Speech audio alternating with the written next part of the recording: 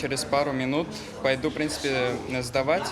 Ну, надеюсь, все гладко пройдет, все уверенно. Дипломная работа Руслана Оганесян – голубцы с мясом и рисом. Его главная задача – не только приготовить блюдо и правильно подать его комиссии, но и рассказать о процессе приготовления. Белокопченую капусту я залил горячей водой.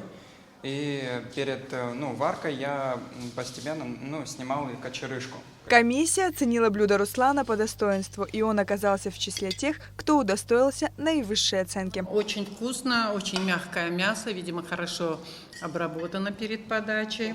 Подача очень интересная, красивая, с листьями, салатами. Вот интересно соус попробовать, который он сам сделал, да? Вот.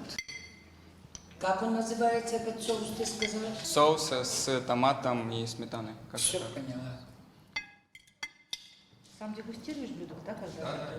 Очень вкусно, очень насыщенно. Все студенты поварского дела проходят практику в различных ресторанах и кафе городов и районов по всей стране.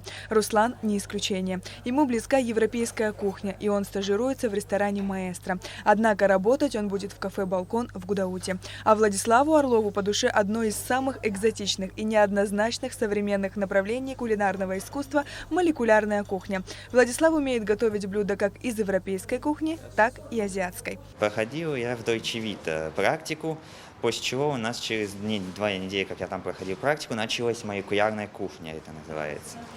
К нам приехал из Москвы повар, шеф-повар, который нам начал объяснять разные молекулярные блюда и даже азиатские. В основном они готовятся очень легко, потому что используется почти все, что на кухне. Максимум несколько основных ингредиентов, 1-2. И та же молекулярная кухня, это уже мы смешиваем с помощью различных химических соединений. Простые блюда, например, там, как я говорил, апельсиновый сок можно смешать с различными химическими соединениями и сделать его как желток. И он будет, консистенция та же. Дипломная работа Владислава очень вкусная. Куриные рулетики в беконе. Для начала берем куриное филе, моем, сушим полотенцем. После чего распластовать его надо на 2 части. Отбиваем каждую с 2 сторон.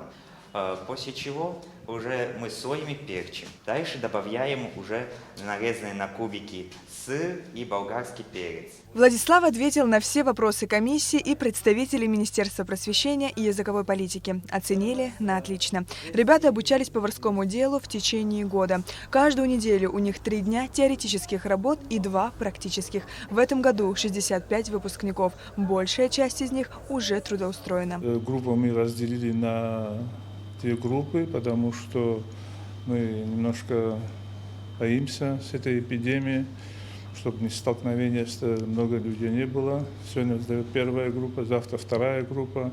И целая неделя, потом повара-кондитеры тоже вот так поделили.